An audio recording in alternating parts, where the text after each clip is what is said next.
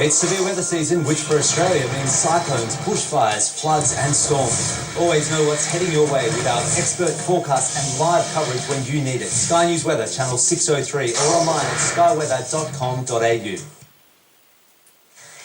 Our top stories on headline news: parts of Australia to endure record-breaking temperatures as Tasmanian firefighters battle dozens of blazes. Also this morning, Prince Philip involved in a car crash but escapes uninjured. Good morning, you're watching headline news for this Friday, the 18th of January. I'm Janie Seal. Coming up this quarter hour in sport, more revelations in the feud between Bernard Tomic and Leighton Hewitt, including claims of some serious threats.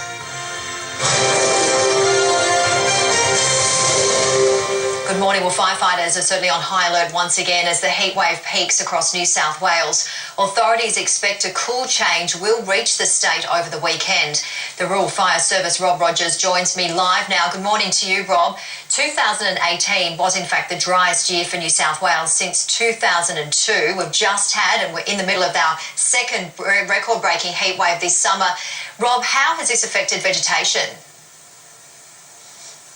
Look, clearly this obviously underlying heat has dried out the vegetation enormously, and we're seeing a lot of fire activity just simply with how dry it is. So these fires are becoming very difficult to contain. I mean, as we stand now, we've got 71 fires, 28 of those are not contained, and we've had a lot of lightning storms. So in the afternoon, each afternoon, there's been lightning come through and obviously ignite that vegetation. So the combination of those conditions have obviously made firefighting very difficult. Yes, absolutely. Rob, we've entered the fire season early. As you said, 71 fires are still burning, 28 uncontained. What does it look like? Where are the concerned areas?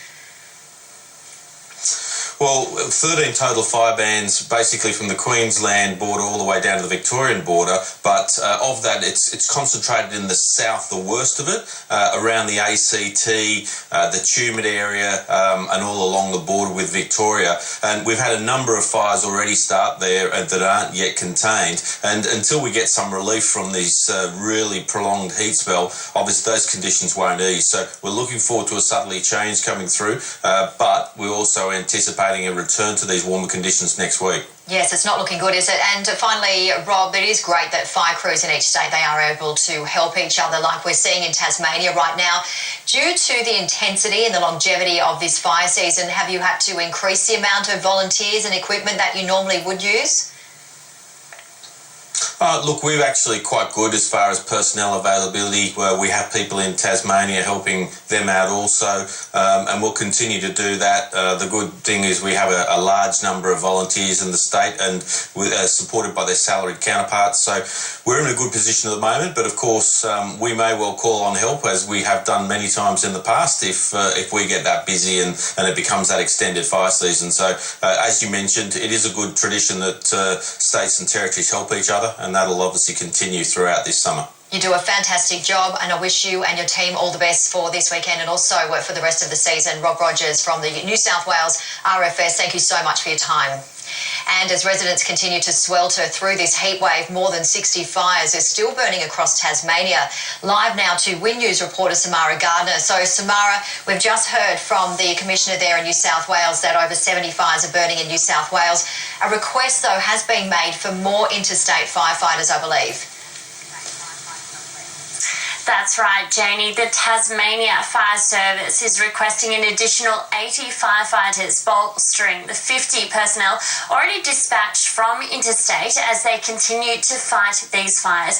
Mild conditions yesterday did help. However, fire weather conditions are forecast to worsen today. That's not good news for the fire service crews who are working around the clock to bring these fires under control, attacking the flames from the sky and from the ground. Samara, what is the advice to residents at this stage? 2 of the fires remain at advice level, the Lake Fergus in the Central Plateau and the Gel River fire in the southwest. Tasmanians are being urged not to be complacent. They're being reminded to follow the advice of the fire service, stay up to date on the fires burning near them and report any unlisted fires immediately by calling 000. We wish everybody the best in Tasmania. Thank you very much for your time, Samara Gardner, our Win News reporter. Let's head overseas. And the Duke of Edinburgh